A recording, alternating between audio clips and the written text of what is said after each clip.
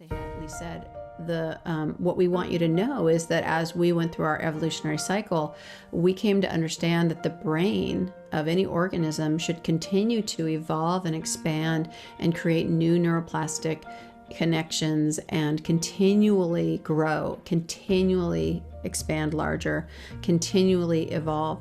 And that humans have this whole idea that you kind of go up this, this mountain and then you come back down on the other side, you start to lose cognitive ability and cognitive function. And they said that's not accurate at all. You should all be living to be 200, but you are trapped in this belief system that your cognitive decline happens, in your 60s and 70s. Exactly. And truly, you should be expanding the brain continually. And that's partly belief, and it's partly diet, and it's partly the way we digest energy and the way that we live. There's a lot of things that go into creating the way that we've all been sort of damped down. Absolutely. You got to accentuate the positive. Wow, I feel good. A little bit of feel good goes a long way. You're listening to Karen Swain, teacher of deliberate creation, accentuating the positive, showing you a way to a better life. Accentuating the positive, it's not just fad, it's sanity. Who in their right mind would accentuate anything else? If you feel like that's what you want to do. Hi, Karen here. Those people know who are on my page. I've got the fabulous Jeilene Tracey with me today. Hello. Who's a vibratory geneticist and amazing person. And we were chatting for your new venture, which is called Friends in the Field, a month or so ago. And when we finished our conversation, you said, yeah, it's been really interesting. I've had some clients talking about the future. And I said, oh, let's talk about that. And we'd finished our conversation on your show. And I said, let's like book in and talk about that, because I think that with everything that's happening in our world at the moment, I think seeing a brighter future and having something to lock onto instead of seeing what is, creation as creators, as genius creators that we all are, where we get tripped up is that we look out into our life and we focus on what is, and then talk about it and repeat it and gossip about it and then have groups about it and say, isn't it terrible? Look what's happening. We don't realize how powerful our focus is. So when we focus on what is, we create more of it instead of focusing on what we want to create. That's where most people get tripped up with creating a life they want. They focus on the problems instead of what is the problem giving birth to. So there's a lot of problems in our world. There's like chaos in the political system, which I find hilarious. I'm just loving what's happening in your political system. I just think it's such a great show. Anyway, and chaos in the health systems and chaos in the money system. So there's chaos everywhere. But what do we want to create? So Jeilene, shall I tell people a little bit about you? I think people know about you. Shall I read out your bio? Yeah, just super brief. Not the whole thing. It's really, we've heard it all before. Well, you're a vibratory geneticist, as I said, who works with sound and light code frequencies. And you, like me, go into people's subconscious thought forms, their past lives, and look at what is impacting them, what they're believing to be true and why they're believing it. And you work with ascended masters called the Acturians, the Divinians, the Mantis Collective. There's a few other ones, isn't there, that you're working with? Anyway, I call them the mob. Mm-hmm. Who else are you working with? Well, it really depends on who I'm working with in that moment, because their guides will come forth, and a lot of times I don't even know where they're from, but they're there for them, and they represent the energy that they're vibrationally matching to. A lot of times the angelic realm will come up if that person is doing work on the other side in that capacity and is here to have an experience as a human.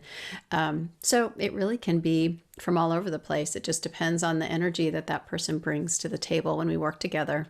Right, exactly. That's exactly how I work as well. It just depends on who turns up and what they want to say. But tell us about what was happening to you. You said it was like about a month ago. You had some clients tell us what was happening. Okay, so over this past year, Mari, my main Mantis collective guide, had been teaching me how to do a technique that she called sonic release integration. And it's a really neat technique where you go in and instead of just clearing the energy and the density from one lifetime, the emotional trauma I call density, instead of clearing from one lifetime that it's affecting you in this current lifetime, what she taught me to do is like to go in and open the field up and allow multiple lifetimes to come in simultaneously and be cleared en masse. And she facilitated that through a series of tones that she would do after she helped create a vortex of energy at the center that would gravitationally pull the density from each of these beings that would come in. And some people would have 10, some people would have 30, some people, one client had 150 of their other lifetimes come in to be cleared because it all centered around a different theme. And there'll be, the groups of them will be in smaller groups. So one large group and then smaller groups divided that relate to a certain aspect of the theme. And she delineates all of that, explains it all to the person I'm working with. But then something very interesting was beginning to happen. As we were doing these clearings, I would see, a couple souls off to the side, and they'd always be off to the right. So the way I'd see them is that all of the lives that from our perspective come in from the past would come in from the left, and they just file in and form a circle with the person I was working with in that circle. But then I started to notice that over to the right, I'd see a couple, 2 or 3 beings, and they weren't participating at the same level. They weren't vibrationally carrying the same kind of energy. They had a higher vibration. They were there more in a service role, but they were definitely part of the client's energy field. So I inquired about what their purpose was there. And what they told me was that they represented aspects of the person I was working with from the future.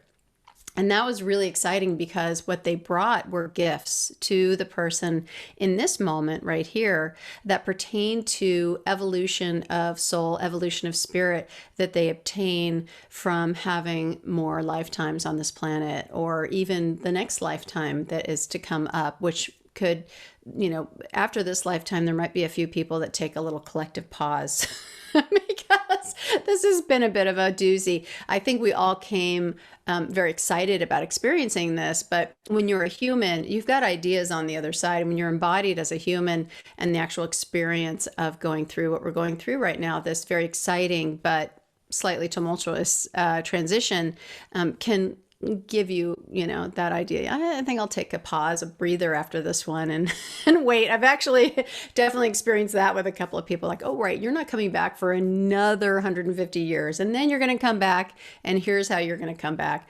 So it's been really exciting because that future energy is a really amazing vibratory field. And it feels really good to me, the healer. I get to experience that energy. It feels very high vibrational. It's feeling very much like a future that is a combination of some technological advances, but not in the way that we think of them now, not in the sort of artificial intelligence type of way, but more in actually the collaboration with nature, and nature elevated to a place where we learn how to use energy and we learn to work with the energies and the electromagnetic fields of the earth. And we start to come into conscious communication and evolution with all the beings that are on the planet. So I think that it's a very exciting place that I've seen that's coming forward. And some of those skills come to be imparted to the people that I've been working with. And I just love that because it's such a better place to put our, as you were saying, instead of just manifesting more of what we're not wanting to see, it's a better place to know that you yourself are going to come back and you're going to inhabit this type of energy field and you're going to have these types of experiences. It's so much fun that we've got headed for us, and we can start to embody that here and now as long as we start shifting our awareness into the knowing that that's where we're headed and that that's what we're all capable of. You're the same person here in the year 3000. You've just come to new realizations and holding energy in a different way because you believe that that's possible. You know that that's possible down to your DNA. Yeah. Look, absolutely. One thing I want to say is because we're human, we think linearly. Yes. And I hear people say this all the time. When we leave this life, we're going to have a rest and, decide when we're going to come back. It's going to be in a couple of 100 years before we come back because it's been so tough during this time. But that's not how it works. When we leave this matrix, an aspect of us is already, we're living out all our lives simultaneously. So there's no waiting for, this is something that used to really confuse me when I was young. Like, how long do people take before they reincarnate again? Like, how long are they up there in heaven, tapping their shoes, looking at the clock going, how long will I wait? 100 years, a couple of 100 years, a few thousand years, or will I come back, in a couple of years? But it's not how it works, because we're living out just the fact that your clients can access their future lives in the here and now means that those future lives are happening now. Yes. Yeah. Yes. But there's definitely something to be said about when you're on the other side, taking a pause. Yes, everything's happening in the same moment. I agree with that. But there's also that not rushing back thing, right? It's so hard. No. It definitely feels that way to me. When I've tapped into souls that are coming and going, I totally understand what you're saying about it's all happening in the now moment. Yeah. But there is time spent on the other side, the way we think of time. To them, it's probably all happening in the now moment. But there is, school, you're going to school, you go to spirit school, whatever you want to call it. You will spend time learning and healing and transitioning and evolving. Depends when you go, when you cross over. I think that we think that there is a here Earth and then there is, the afterlife, and it's one place and it's one dimension. But there are many dimensions of the afterlife, and some of them are still inside a form of linear time, and some are not. So it just depends on where we go in the afterlife. I think that, I've spoken to, we were talking about this in my little group the other day, a friend of mine who died in her 30s. She was in a world where when I was with her in that afterlife, I could touch her. She was physical, like we were in another physical world, another physical astral world. And I remember saying to her, why can I touch you? Like, I knew that I wasn't in my physical body, so I expected that if I'm in spirit, that my energy is such that it's not physical, so I can't have that physical touch. But that wasn't the case. That's not what I was experiencing. So inside that realm that I was in with her after she crossed over, there was a sort of physicality, more subtle than the one we have here, but also we're inside time there. We're inside a time-space matrix. So maybe if you go to those places, you're inside a time-space matrix, but there's an aspect of us that is living out our future lives already. And and there's an aspect of us that's living out our past lives in the same moment. So we can communicate with our past, be it our past in this life even, like the child self or the past life self. And we can communicate with our future selves. Because I remember as a child, Jeilene, just feeling like I was in a prehistoric time. Like, what am I doing here? This is so like I knew I wasn't of this time. There is an aspect of me in a future time that I don't really have much conscious awareness of, to tell you the truth, but I knew, and I've always known that I'm living in a future time and that I'm to bring that way of thinking into the now, which means that when you bring that way of thinking into the now time, if you went back a couple of 100 years and tried to think like you think now and tell those people, like, this is how we think, they would think you're crazy, you're mad, you're not a part of the norm, you're not a part of the status quo, and they'd probably lock you up as being crazy, which I think is what we do now, right? There are so many people here connected to their future mind or lives, and they're bringing those ideas and ways of thinking, and the status quo of the normal mainstream just go, oh, you're crazy, you're mad. Like they can, like the children, they can communicate telepathically, or, or they're labeled as schizophrenics because they're able to move into different dimensional spaces. That for me is definitely, a lot of schizophrenics are just having these interdimensional experiences on a regular basis, and they're getting information, they're hearing voices because they're literally moving through those other dimensions. Yeah, yeah. And obviously, I think that when, depending on how far into the future, so when you were with your clients, how far into the future were they going? Like 100 years, a couple of years, a decade or two, or? No, far into the future. One was in, let's see, 3000 and roughly about 3033 something. I Wow. saw a lot of threes. Another one, though, was a couple hundred years into the future from now. And they've all actually been a bit of a jump, So perhaps something happens here for a while that cools things down, and the human population drops down. All of those things are things that I've thought of because I've been taking these jumps, and I see that, well, what's happening in between? So things are changing, as we know, on the planet right now. We're on the cusp of some really exciting changes. You mentioned the political arena that's happening here in the United States. But as we head into the end of the month, we've got 2 more eclipses coming, right? We've got one on November 30th, which is a lunar eclipse. And then we've got a solar eclipse on December 14th. And those are something that have been highlighted quite a bit by my guides as really important to the way that the events unfold in this country and in other parts of the world.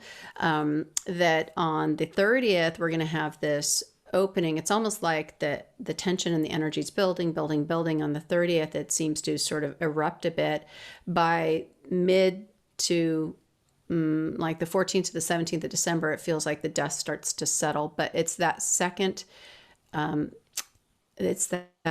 solar eclipse, which is the final solar eclipse of the year. Remember, in January we had a big one, and this feels like the bookend of that. And the reason I'm bringing it up is because I think that it's going to be the people that really focus on what it is they want to create versus what they're not liking seeing right now. Right. That are going to be the ones that are the most successful once December 21st rolls around and all the energy speeds up and starts moving forward.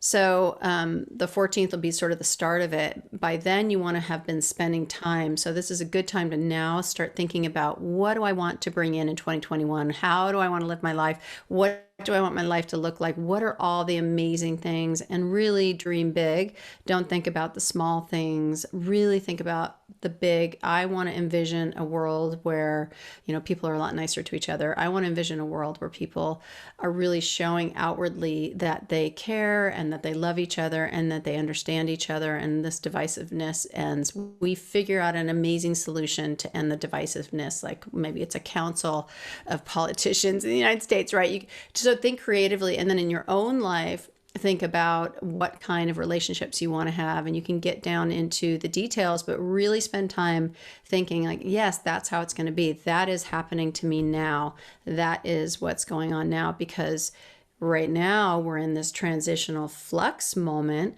and this is the beginning of all these big changes that are happening on the earth. Well, they've been going on for a long time, right? You could probably argue that they started in the 80s, right? But right now we're coming to that crescendo where it's like, okay, it's cracking open, and it's obviously we're on this one-way ticket forward, but the energy is really supporting now, bringing in what we want after December 21st. So I really like that. Feeding into the energy feels really good right now, because even though it feels chaotic right now, if you're able to raise your vibration and kind of rise up above that chaotic field, which is kind of lower vibrational stuff kind of floating down here, rise up above it and then have some fun with what you want to create. It's a great distraction from this country, especially tuning into the media right now and the politics, which is just nutty. Much better to really just focus on what you can control, what you want to create, what you really want to see for yourself. And it just puts you into the right vibrational frequency, so that as the energy starts to shift and settle in December, that you're just primed for bringing in all of that good stuff. And I'm really excited about the way that the energy is changing. And I think that we're all going to have a lot of fun with it when we've been thinking in that way. If you're connecting into the lower vibrational energy, then you'll probably see more of that Yeah. next year too. Yeah. Yeah, this around December 21st, I'm going to a little community just outside of Sydney that has been created as part of a future world. I mean, the guy that's creating this community, you know, I went to an open day there a couple of weekends ago and heard his little spiel on why he created it, how it happened. And what I loved about it, he said, you know, I'm creating this for long after I'm gone. It's not really just about what's in it for me. It's like what's in it for people after I leave. You know, and he's not old. I'm, you know, middle-aged, but he's not old. He's not about to cark it. So he's thinking very futuristic. You know, I'm creating it for the people that come after me, which I really loved. You know, that he's leaving a legacy, and just being in community surrounded by people that think the same way during that time, I think will be really powerful. Because I think, I think that's something I want to create in the future. That sounds perfect. That's a perfect activity to do. Yeah. Just, you know, when I think of a future, what's the future? Like, let's hear, what's the future you want to see? Like, what do you want to see? How do you want to live? Well, how do you want to live now? But, you know, envisage a future. Give me your vision. Yes. So my vision includes a lot of reconnection to nature for everybody to honor and love and spend time with nature, because it is such a fundamental part of our beingness here. And there's so many people that have no relationship with the earth, with all of the beings of the earth. I mean, look, we have this whole pharmaceutical industry that is hell-bent on killing every microbe, right? And what an idiotic venture, because that is the only thing keeping you alive, right? So we've got to stop with this whole otherness. I mean, that is the epitome of otherness, right? We've got to realize that everything is connected. So I see this world where eventually we understand that everything is connected. There is no such thing as a difference between humans. Obviously, skin color is such a ridiculous thing to consider as being a difference maker in somebody. It's all about that vibrational tone and frequency. I really want to see people come into a greater understanding of just how important energy is, the field of energy that they generate and create based on their emotions, start to take more responsibility for the energy they're generating and putting out into the world. And that responsibility goes all the way up from the way they generate energy within in their own self, all the way up to their relationships and all the way up to the companies that they work for. I'd like to see corporations working in a different way with each other, working in conjunction with nature, working in conjunction with the people working there, not in this competitive territorial ownership, me, mine, me, mine. The United States is very much me, mine, me, mine. You know, this is my property. In fact, even the notion of owning property to me is ridiculous. You can't own the earth. The earth belongs to the earth. You don't own the earth. I think indigenous populations all over the globe knew that. You can't own something that isn't yours to begin with. So that would then change and shift the way that we buy property, right?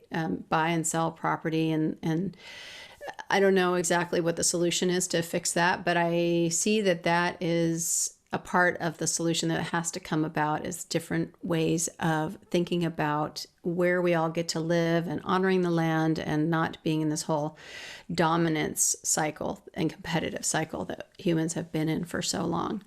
So that's really what I want to see and envision. That's what I hold the intention for and bringing about as we embark in this new epoch of humanity, in this new epoch of the earth. Yeah, absolutely. So I'm a bit distracted with the Facebook Live. We've only got 2 people. I don't know why. I've only got 2 people listening, no one asking questions. But what about extraterrestrial communication? Like, you're talking with the, like, what about them being, you know, a part of our reality? You're talking with the mantids. Can you imagine? You know, like 7-foot praying mantises walking around the street. I know it. I was just talking to somebody about that the other day. He was asking me, you know, how that felt when I first started connecting to them. I mean, you're right. It would be really intense, I think, at first, but then, like anything, you would get used to it and you would come to understand. It's right now, I think a lot of the extra dimensional beings don't manifest into form because human beings have been taught to be afraid of anything that doesn't look, feel, or smell like them. We've been taught to be so scared of everything other.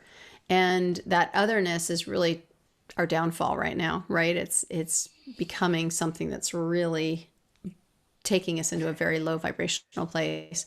Absolutely. So I think once we evolve into being more accepting of people and beings looking a lot different from us, and not assuming automatically that because something doesn't look like you, that it's there to hurt you or it's going to be detrimental to you, that will be a big shift for humanity once we get to that place. We can start accepting things that are outside of our sphere of knowing and start to come into a more gentle way of being with each other. So at that point, then, assuming that this would be later on, because I've had this long relationship with them now, and so I know and trust them as you have, and I'm not worried about them hurting me because they are pretty formidable looking and they are quite large. Yeah. And absolutely could be formidable if they chose to, but they're just such high vibrational beings that they wouldn't bother. Yeah. And that way, they wouldn't bother with that kind of engagement. Well, I think that, what you're doing and what I'm doing with the shows and what lots of other people are doing with shows and talking about this stuff is preparing people for their reality. So there are a lot of people online talking about extraterrestrial life forms and what they look like, and yet there's no one with videos with like praying mantises sitting on their couches and stuff, mantises. I know. Or reptilians. Love that. Or greys or so there's no film footage at the moment, but there's a lot of people talking about it. I had the most amazing dream the other night, sticks with me. So I'm in some vehicle, I'm in like a car, and I'm watching a television screen. It looked like an old-fashioned television screen, and I turn around and there is a reptilian sort of leaning on the edge of the car, like he's in the back seat, and I turn around and look at him, and I'm like, oh my God. So I'm really, really close to him. And he is just, oh my God, I have this feeling of his presence. I can't explain it. And so he was up really close, so I could see the scales of his skin and his massive shoulders and his face and everything. And I looked at him and I thought, well, you're not that scary. I'm not scared of you. And then I was watching this television screen, which had this sort of reptilian type. And I said, what do you think of that? And he goes, oh, that's not real. That's fake. Yeah, you're just watching someone making something up. It was this, again. Right.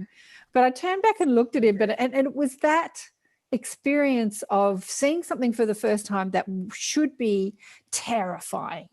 Mind you, he was sitting down, so I wasn't looking up like this, and thinking, oh, you're not scary at all. And of course, reptilians have been presented as this evil, scary race, like they're the devil. Many people talk about them. So the dream was all about confronting something that was supposedly scary, and it wasn't scary at all.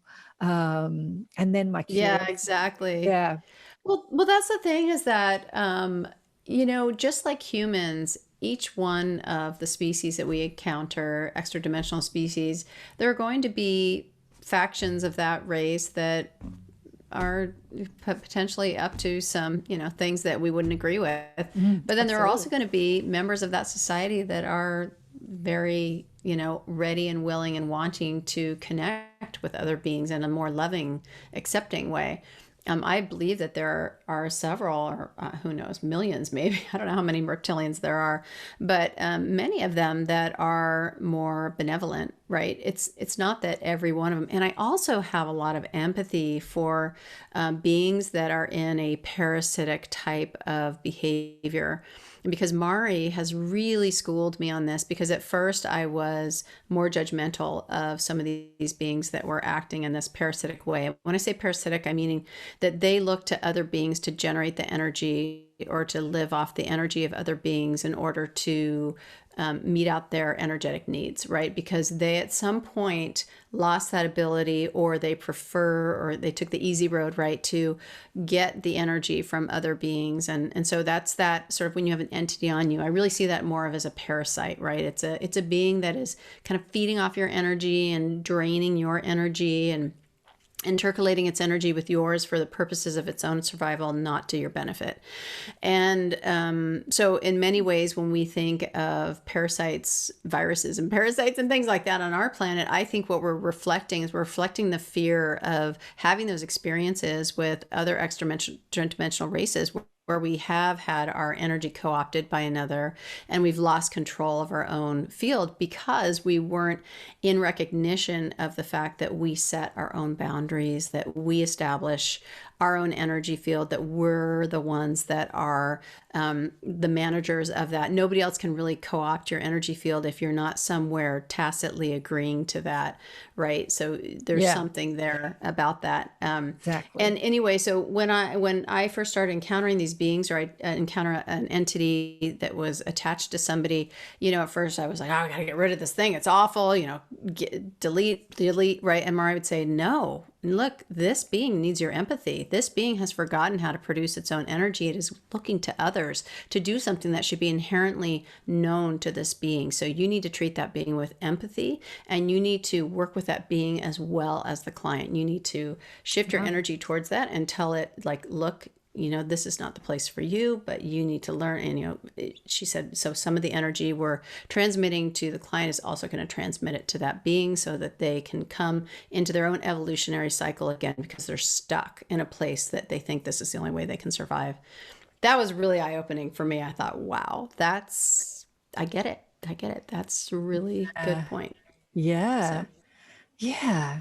It's all, it's all from source. It just, Yes.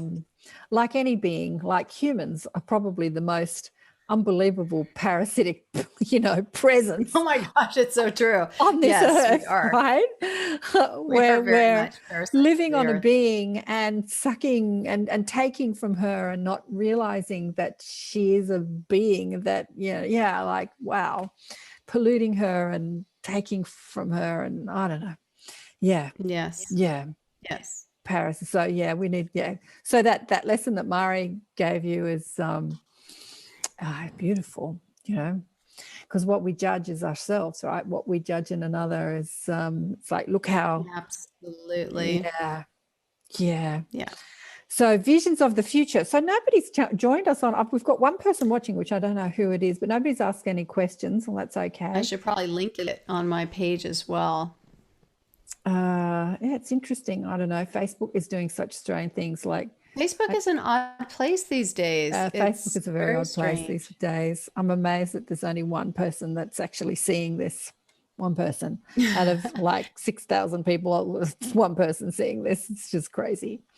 Anyway, the future. Did you put it on your page? I did just now. Cool. Yeah.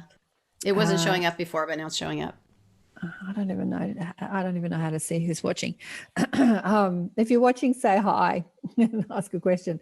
Yeah. So the future I see is a more telepathic society, where we're moving into energy exchange as a way of communicating rather than verbal, which is how I communicate, which is what I do now. Like that's, and it's just talking about, if you went to the past 200 years ago and talked about how you think, that it would seem crazy. So it's the same with people from the future that are in our now.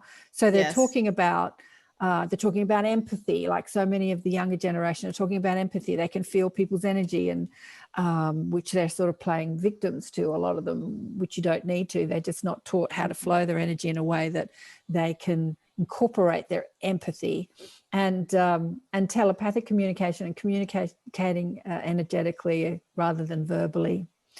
Yeah, I think I told you before, I've had a client that brought a child to me. It was a few years ago now. He's a teenager now. He was 9, and he hadn't spoken. He'd never spoken, and she'd been trying to make him speak for 8 years. And I'm like, this child was never meant to speak. He's teaching you how to communicate in another way. just like you would communicate with your baby before it learns to speak. You're still communicating with your baby. And then once a child learns to speak, you stop communicating energetically with your baby, or empathically or psychically or telepathically, and you start communicating verbally. So yeah, and our ability to heal with our mind is something, because I do it all the time, Jeilene. I've broken bones. I've seen cuts heal instantly.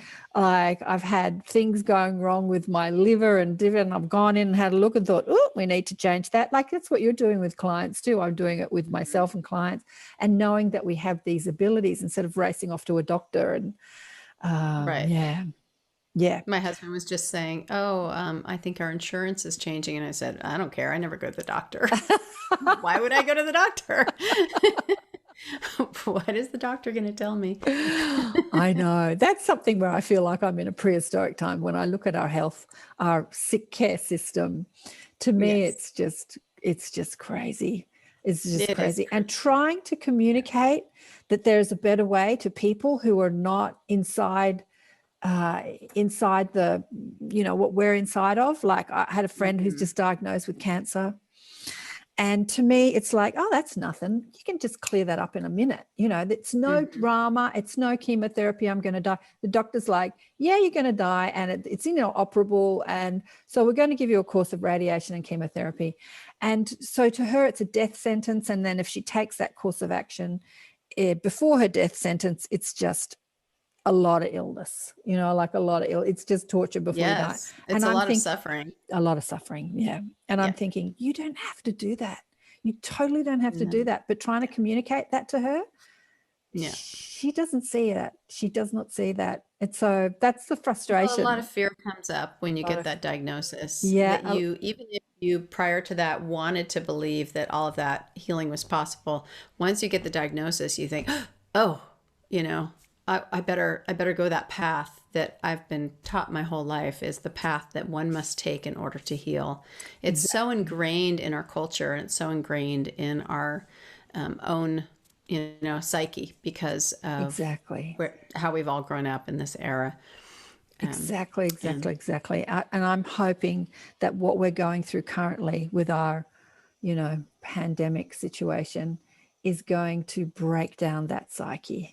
Because the way it's been managed is just exposing the cracks in the system and the corruption in the system.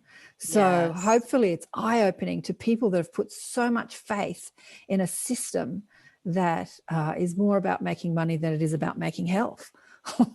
Absolutely. So it's definitely more about making money than making health, unfortunately.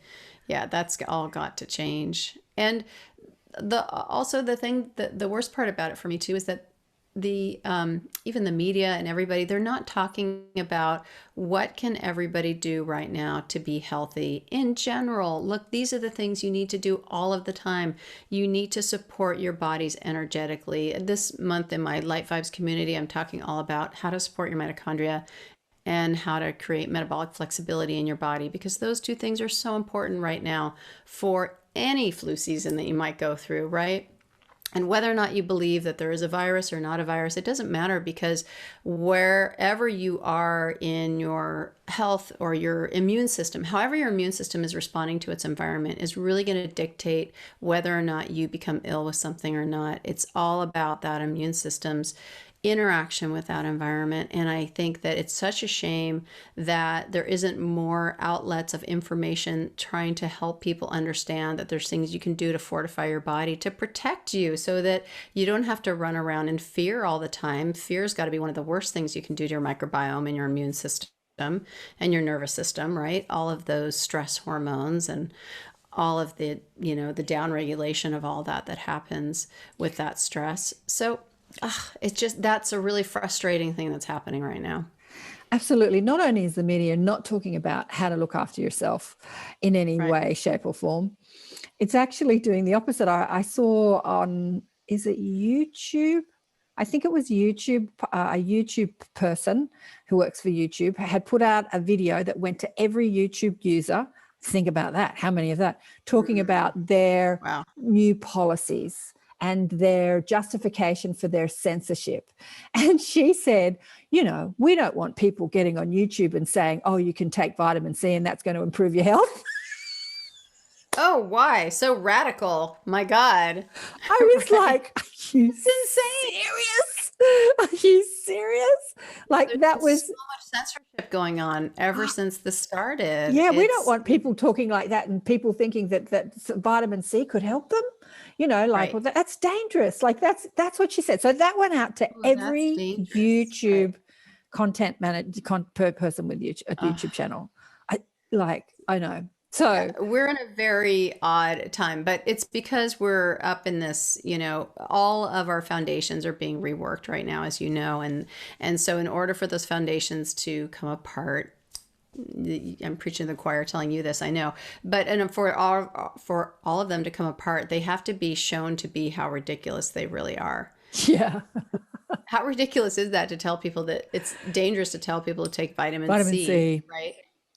How Right. about instead of, you know, getting so stressed out and worrying and being in fear and looking at people like they're going to kill you, you know, you go down to your health food store and you get your vitamin D, your vitamin C, you get all the things that support your body energetically, support your immune system. You work with plants and herbs to fortify your system if you're feeling like you're down regulating for some reason. And it could be so much easier. It could be so much less death than it's happening right now. It's just, yeah. So This is how we roll. This is how we roll. So I'm just thinking, I'm doing what I said that not to do. I'm talking about what is instead of talking about the future. Oh, this is true. Right. But along that lines, I think it's all gonna, you know, it's all gonna shift because of the way that it's all being, so much of it's being exposed. There are a lot of people that aren't ready to see it yet, but for the people that are, all you can do right now, I think, is like you said, just focus on what it is that you want to see. Focus on that world because it's coming, and there is going to be some kind of, and this I haven't quite, you can comment on this from your perspective. I haven't quite seen how it's all going to lay out with the schism between the people that are sort of manifesting and creating what they want to see versus the people that are really stuck in the fear and getting vibrationally left behind. Like the energy is going to be moving slower for them. It's going to be moving very rapidly for the people that are really stepping into that awareness of what it is they want to create and connecting to that vibrationally. So what do you see there with that schism between with all of creation, there are probable, you know, there are probable timelines, probable futures that you align with. So when we think about creating a future world, it's the future. Like a psychic can see your future based on the vibratory alignment that you're in that now, and then they follow that energy stream. And it's like, I remember working with Pam when I first went on radio, who is a mainstream psychic who sort of talks to dead people and tells your future, which is not something I've ever done. I can do that, but it's not really the work I do. And there was a guy who rang in and he was all upset about everything. And then after she hung up the phone, she said, oh, he's going to lose his house. He's going to lose his job. He's got all this drama in his future. But she said, I didn't tell him that because I didn't want to kind of upset him. And I said, okay, if that's what you saw, why didn't you talk to him about changing his vibration in the now, the worry, right? Because that future is not set in stone. That's just a probable future that his worry was bringing him down that path. Right, aligning him to. Thank you. Yeah. And she didn't understand the way that energy worked at that time. You know, she was very good at what she did. So that's the thing. I was sort of someone that would talk about energy alignment, and she was someone that would talk about psychic ability. She would give people readings. And, you know, if he changed his vibratory stance and started visualizing, like, why was it good that what was happening, and being more appreciative, then there would be a different, so maybe he would have lost his house and lost his job, but there would have been a better house or a better job. Right. There. And so the loss of the job and the house could have been a great thing instead of a terrible thing, but the worry of losing the job and losing the house and then worrying about money could throw him into a whole world of chaos and everything going entrench wrong. Him in that fear vibration. Yeah, exactly. So probable futures, it depends on every single individual on this planet is creating their own universe based on what they think and believe and what they're aligning with. We have collective alignment, but we also have individual alignment. So those who are stuck in an old way of thinking and being will just create a future that they're aligned with, and those that are not will create a future that they're aligned. So that's why doing this today with you and talking about, you know, creating a future you want and aligning with that. How does it feel? Like you said, I want to live in a world where there's more, what did you say? There was more freedom and honesty and connection to nature, connection and to honoring of nature, nature. honor of, Yeah, that's a big one for me because I spend so much time in the earth and working with the microbes and the mantis and Earth herself, and I just feel like it's something that is part of Human 2.0, is that we're going to come into a much closer relationship there. yeah. So yeah, that's and I am embodying that now by my own Right. relationship with nature, and then serving as an Exactly. example for others. And that's, I've thought, what can I do? How can I do more? How can I wake people up? And I realized that I'm just going to keep on keeping on and doing my thing and connecting in the way that I'm connecting and sharing that with others who, you know, I come across in my field, and doing my best to share that knowledge. And that is my, that's part of my purpose, right? That's Yeah. this relationship I have with the mantis and this way that I'm expressing it. That's all part of our purpose and part of my purpose. And I know that for each of us, we have our own, like you say, mob. We have our own,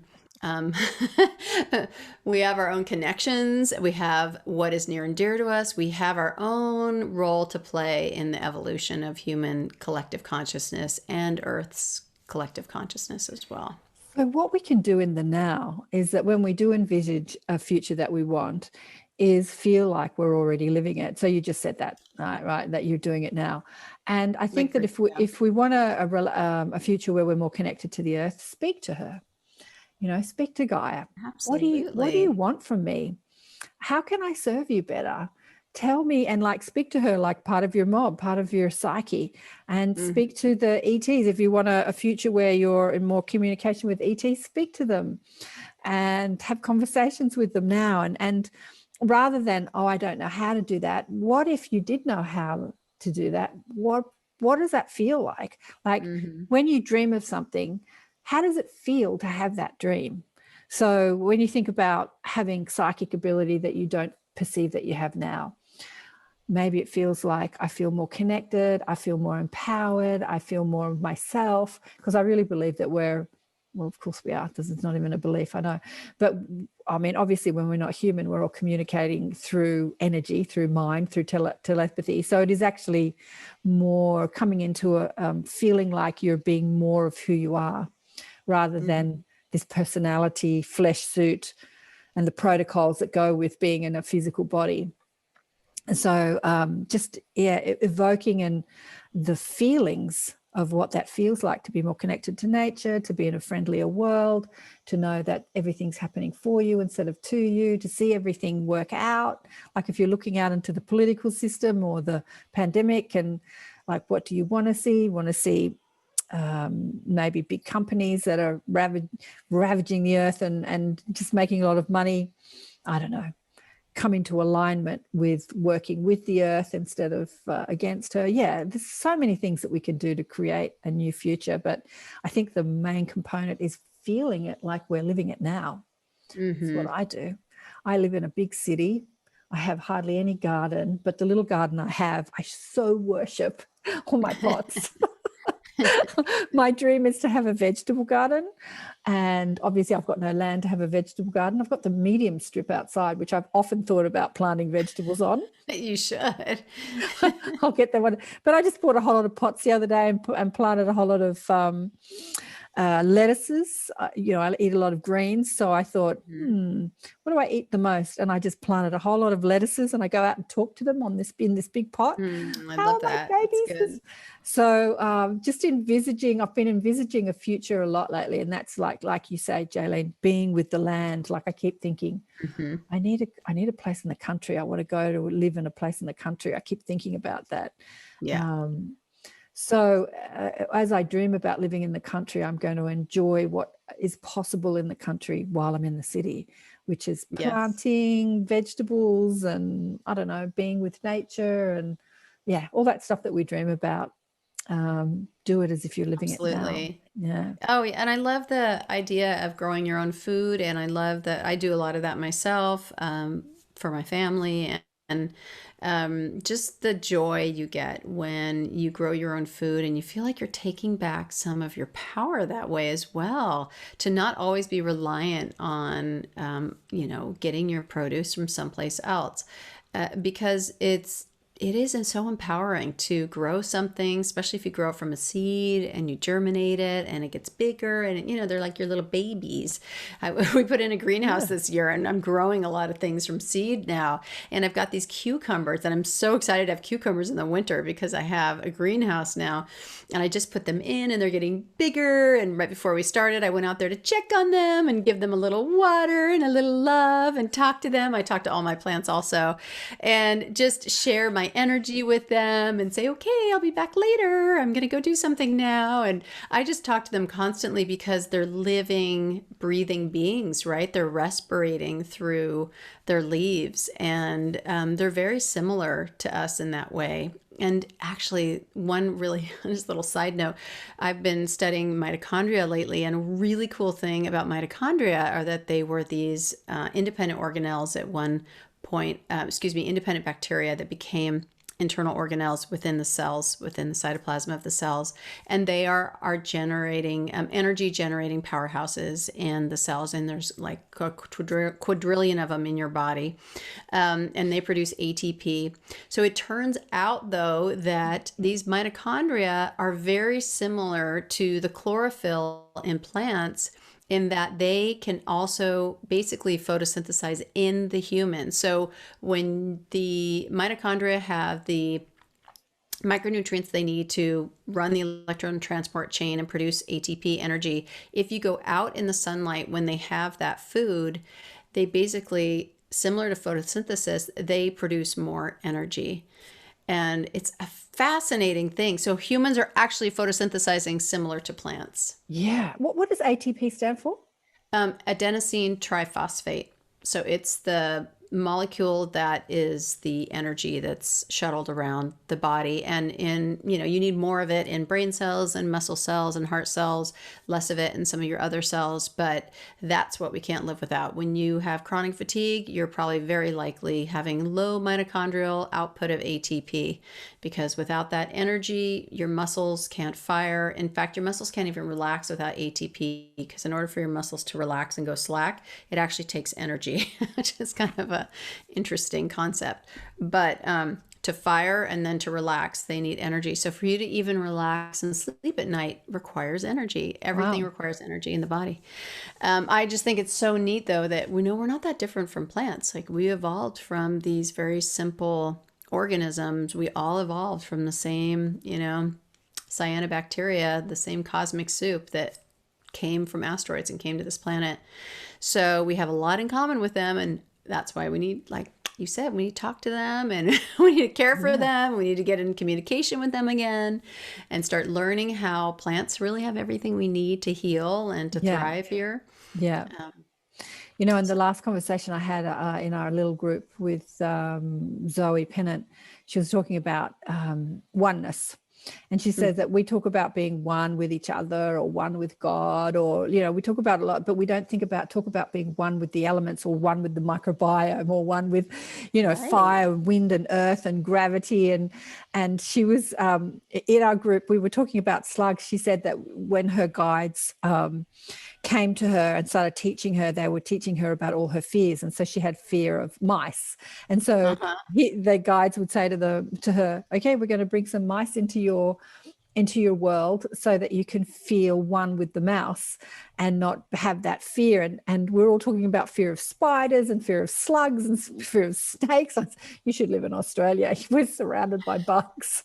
Yeah, you're surrounded by things that can kill you there, actually. Not so much things that can kill, but just a lot of bugs. Like, my house is full of spiders, little daddy long legs. And, yeah. We have a lot of those here too. Lots of cockroaches, lots of ants, lots of bugs. and that we're one with that too, like just forming a relationship with all those things, that like we're one with everything. There's nothing that we're not one with. And feeling that oneness. But what were you going to say? Oh, you were saying something before that. Oh, I forgot now. I was going to. Yeah, so I guess that, you know, the future is having that knowing that we are that oneness. I think that. I think so. Yeah. And respecting and honoring other life forms other than, you know, humans are not at the top, at the apex of the the food chain. We are, it's not like that. It's more of like a intermeshed, interdependent system. It's not that, you know, there's this apex. It's all flowing, you know, back and forth and back and forth. We need each other. There's no species that doesn't need another species in some way. We're all dependent on each other. Yeah. Oh, I know. That's what I was going to say. You know, you worked with Ethan, who has Awaken Empowerment Expo. He, because we were talking about that too, one of my tribe, you know, on like certain, as she has developed her connection to her mob, and, you know, she's been channeling more this year, she said that eating has become, you know, like she doesn't even feel like she needs to eat every day. Oh, right. And her family are worried, you need to eat. And she's feeling, and just that ATP and that photosynthesis that you're talking about. And she said, you know, I feel like I've got more energy, and the more energy I've got, the less I feel like eating. And I remember Ethan was talking about, he tried being a breatharian for a while and just not eating anything. And something I haven't managed. I just love food as a ritual and as something just to break up the day. I can't imagine not eating.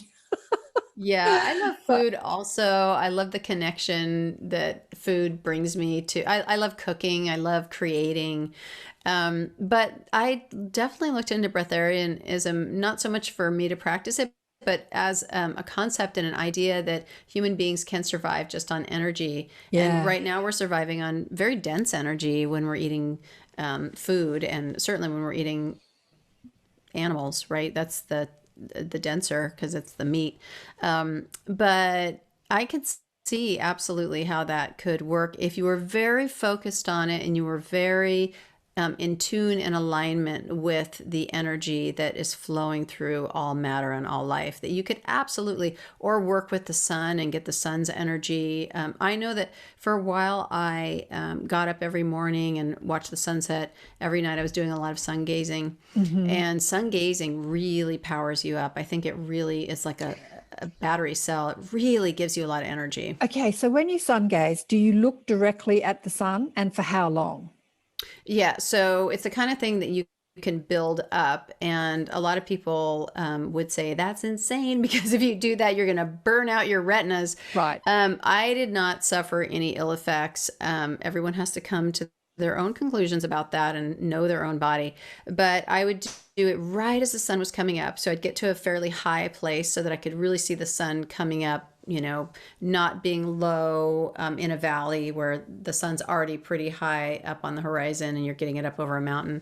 But because the angle matters. So the angle, I believe, is like 30% or lower to the earth, the angle of the sun to the earth, so that you're getting it when it's really not shining, you know, directly right above. It's askance. It's askance to the earth, so that you're not getting a hit on your gentle little eyes that might damage them. And then I started out with, you know, just looking for 15 seconds and then 30 seconds, and you build up every day and you increase the time. What I noticed for me is that because it helps to open up and balance the pineal gland, and the pineal is the master endocrine controller, that my hormones balanced out while I was doing it. I was less hungry. The only thing, because the pineal is where we secrete melatonin, and that's where we generally, the mechanism for us for sleeping, right, which is in inverse relationship to cortisol. Of course, cortisol and norepinephrine get you up in the morning, and then the melatonin helps to bring you down into a peaceful sleep. What I noticed is that I barely slept, and that's okay. But at first I thought, oh, this is kind of weird. It was almost like I was having a Kundalini experience Right, because I yeah. was barely sleeping and I had tons of energy. Right. So I thought this is really cool. And if I think at the time, because my kids were littler, I was thinking like, oh, I had a little fear about, getting very tired in the middle of the day or having all these things that I had to do, drive a car all over the place to take my kids around. I thought, yeah, I just gonna, take it back a step or two because I didn't really want to go down that road. But I have this idea that at some point I'll just do that daily. And for me, I can't see it at my house come up, so I have to drive somewhere to go So see is it. it only sun coming up, or can you do it on sun going down? You can do it on sun going down as well. Right, It's the right. energy feels different, but each one is It it's does feel very good different, for you. doesn't it? I think in general, it's incredibly good and nurturing. It balances your hormones. It opens up your pineal. It helps to balance your energy systems. I think it's increases your intuitive abilities. It's pretty phenomenal. So when you're doing it at sunset, then you would start watching the sun when it's, within 5 or 10 minutes of going down into the horizon to start with, and then you can extend that period. The guy that brought it to the States from India, he was, and probably worldwide, he was up to about a couple hours or several hours that he would be staring at the sun. And, that's pretty controversial because I don't know, who knows, he could have had, but I know that he wasn't eating and he was barely sleeping. Yeah, it's interesting. It's interesting how your mind kicked in and went, oh, if I'm not I sleeping, I'm know, going to be. exactly. That's just, I had someone staying. I had someone staying the other day, and every morning I woke up, she just had this habit of saying, "How did you sleep?" It's like she said that every morning. And Uh-huh. I said to her the first few days, "Oh, look, I sleep well. I never have any problem sleeping. I'm a good sleeper." Meaning, don't ask me that every morning, please. Right, exactly. Anyway, she asked me every morning. And one morning I said, I actually didn't sleep at all. I slept like 2 hours. I just couldn't sleep. And she said, oh, were you thinking a lot? Were you worried about something? I said, no. I don't know. I got up and I Yeah. watched some terrible midnight television, till 4 o'clock in the morning. And that put me to sleep, some old reruns of Cheers or something like that, and then I got up like 2 hours later. And she said, are you going to be really tired today? And I was like, not tired at all. And I went to bed at the same time. And I just didn't have any ramifications of not sleeping in my tiredness, which is something I think that it's like we're entrenched in that idea that if we don't get 8 hours sleep, we're going to be tired. And it's something we tell ourselves. But many gurus or spiritual people or people that are connected don't sleep. I remember No, they barely sleep. Yeah, Yeah, Wayne Dyer you used to really say, do yeah. get out of that whole paradigm. Did you ever read the books by Jane Roberts, the Seth books? One of my first books, Do absolutely. you remember how he talked about how human beings are completely erroneous and how they think they need to sleep all the time and that we spend way too much time in bed? That was the first time I read something about that, challenging that concept. And I thought, God, that is so true. What a waste of time. We spend so much time sleeping when we could be engaging and learning or even just, meditating or just chilling out, whatever. But we just are so ingrained in thinking we've got to sleep all night. It's talking about, so for people who are just tuning into this, there's a couple of people just tuned in, we're talking about a future time. And I've often, how does life look in the future, whether it's 200 years or 1,000 years or a couple of decades? I've often thought about that need to eat less. Like our planet currently, we spend, I would say, a third of our lives, we spend almost half of our lives, maybe a third of our life sleeping, and another third doing food, either food in thinking about what to eat and then having to go somewhere and buy the stuff and then bringing it home and then cooking the stuff and then eating the stuff. I mean, the whole food. So think about how much time would be freed up if food wasn't a part of our life. So there would be so much true. time.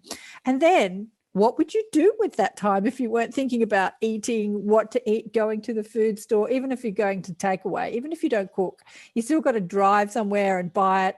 I suppose a Right. lot of people use, So much those. freedom in the idea of not having to deal with food anymore. I mean, on the one hand, we love it, but on the other hand, we love it partially because we're craving food, right? And if you get off of that hamster wheel of having to have it, it's just, I think it's very, very liberating. The idea is very And the liberating. same with sleep. Imagine, I suppose there are, like many ET races don't sleep.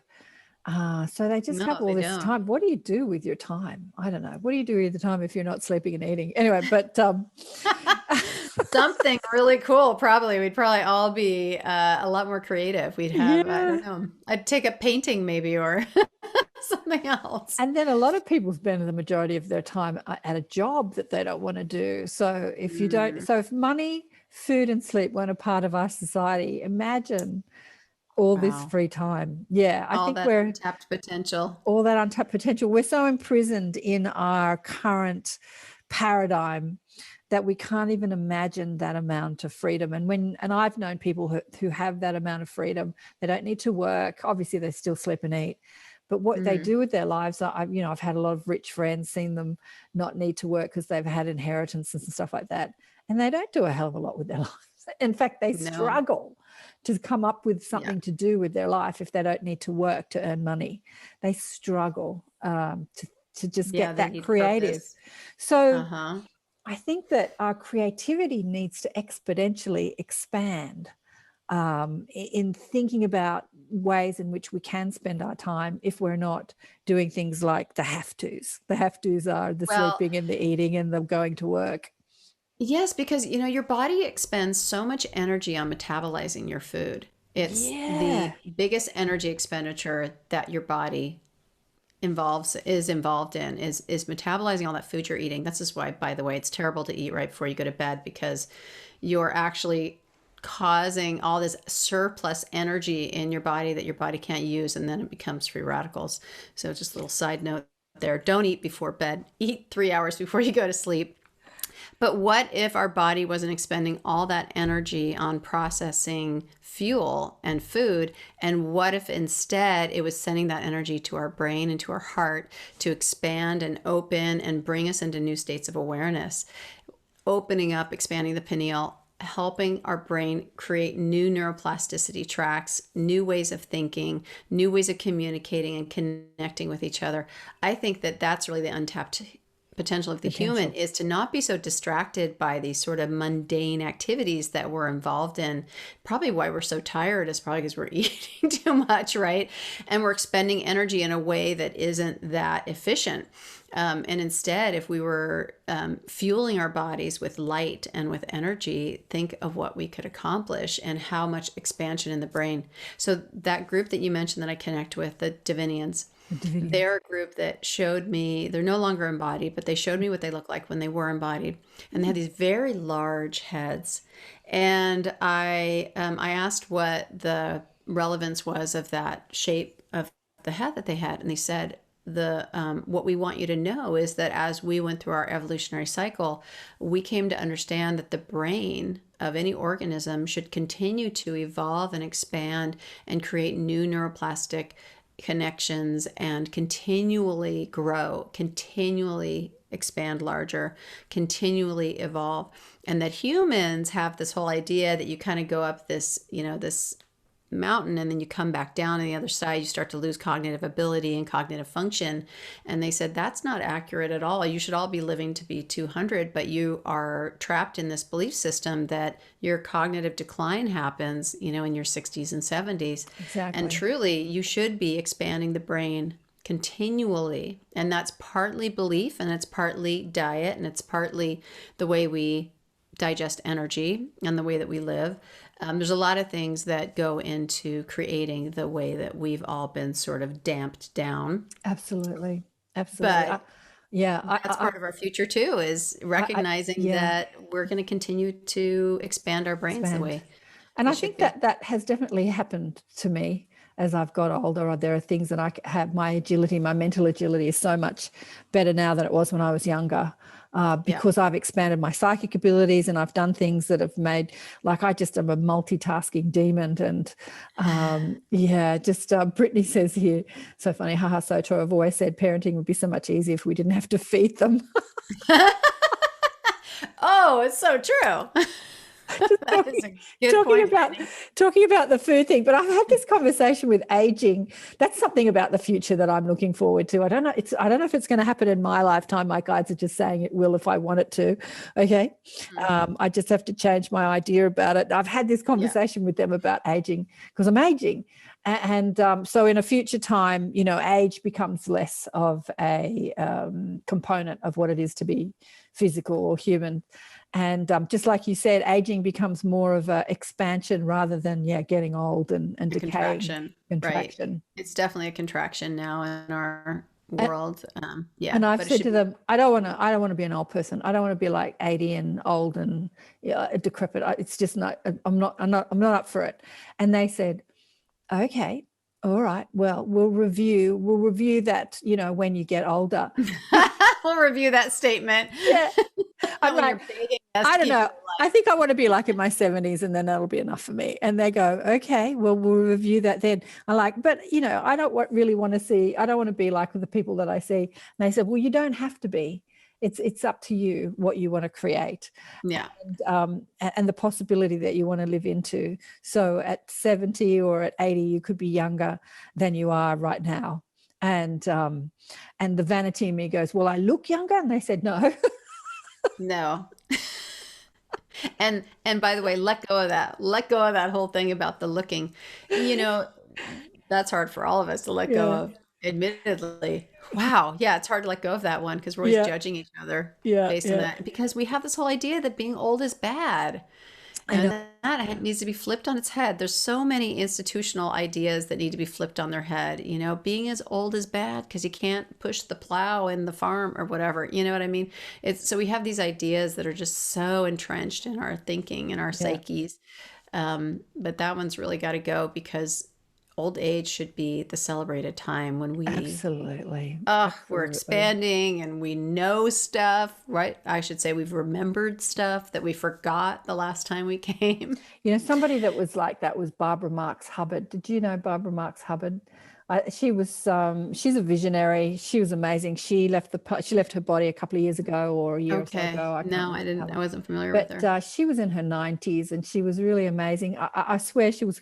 I think she was going. I think she thought she was going to live way into her hundreds as well. She kept talking about not aging but getting newer, and her mental agility was amazing. She was just amazing. But she did check out, and it was quite surprising because it was quite surprising, but maybe she wanted to come back and she wanted to hit the reset button. Yeah, the reset button. But we've been yakking for about an hour and a bit, so I think we should probably wrap this up. So for people listening to this, we didn't have too many people on Facebook watching. It's about half a dozen listening now. Think about what you want in a future time. Think about the world that you want and what that feels like, what that looks like, who you're talking to, the connection with the elements, how we can command the elements. I remember once years ago, I was doing a healing on someone. It was when I used to work as an energy healer, like sort of channeling energy into people. And it was pouring outside. And I walked outside to say goodbye to my client. I was living in a tiny little house in the city. And I looked up to the sky, and above my house was this perfect ring of sunlight coming down onto the house. And it was not raining on my house. And I was like, am I actually seeing this? And it had something to do with the energy I was evoking during the healing. But so that was an unconscious thing, but it just made me think that we can actually speak to the elements to the point where if you're going to rain, please don't rain on my house. If you're going to rain over there, or just, just have that communication and that relationship with weather, with everything, with fire. Absolutely. If you're going to burn the forest, just burn what you need to burn, and maybe just leave my house alone, and there's just infinite possibilities to our opening to communicating with all of life and being in relationship and communion with it. And it's an exciting future, really, isn't it? It is exciting, and everybody should be pretty excited about what's unfolding the next several weeks with the eclipses and how we can bring about in a really kind of an immediate way, not even thinking 100 years from now, but really 2021. Let's bring in some really fun, amazing, exciting, expansive experiences for ourselves and really tap into that and bring that to the now so that our vibration matches it, so that when the time comes right to step through that portal, we're like, yeah, I'm going. I got it. I am already vibrating in the way that I need to. Just give us those dates again, the eclipses. So, are they only northern hemisphere, or are they southern and northern hemisphere? No, actually northern and southern. In fact, the solar eclipse that's occurring on December 14th is a southern hemisphere. It won't be visible in the northern hemisphere. It'll only be, I think, South America is the place that's going to get the best view of that, which makes complete sense to me, because I really see the southern hemisphere and the northern hemisphere flipping, in that, I mean, that most of the dominance of this planet has been from the northern hemisphere, and I think that's going to shift into the southern hemisphere. Little side note. But the two dates are November 30th. There's a penumbral lunar eclipse, meaning it just looks like a shadow on the moon. And then on the 14th of December, there's the last solar eclipse of our year, and that's marking the book ending the eclipses that we've had this year. We had a number of eclipses, more than usual this year, and the one that started it off in January to this super special 2020 is coming to completion on December 14th, which I'm pretty excited about. Okay, so that would be so the 30th, is it your 30th, November 30th, which would be our November 30th. So yeah, it's the 29th and the 30th, 29th to the 30th. So that is your 30th to the 1st of December. And then the 14th to the 15th, it would be for us. Yes. 14th to the 15th of December.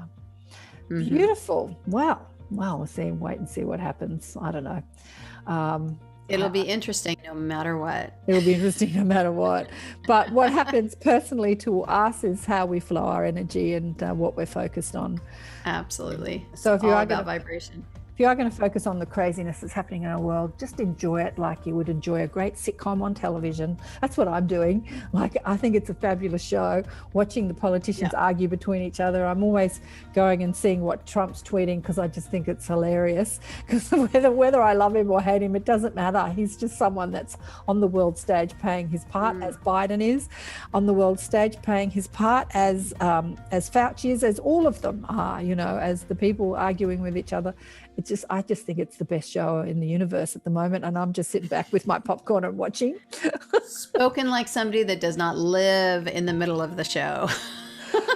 No, we live in the middle of the show. People have been saying that Australia's had some of the worst lockdowns. Not here in Sydney, I have to say, but definitely in places of Australia. We've had some of the worst lockdowns. People have been, like imprisoned in their home for the last few months. I did see that there's more lockdowns coming in the States. I don't know. Yes. Yeah. It's happening. But, whether we're locked down or not locked down, we can still enjoy this now moment and just enjoy the environment we're in. Absolutely. Like me and my little pot plants. They have some interesting energy. Absolutely.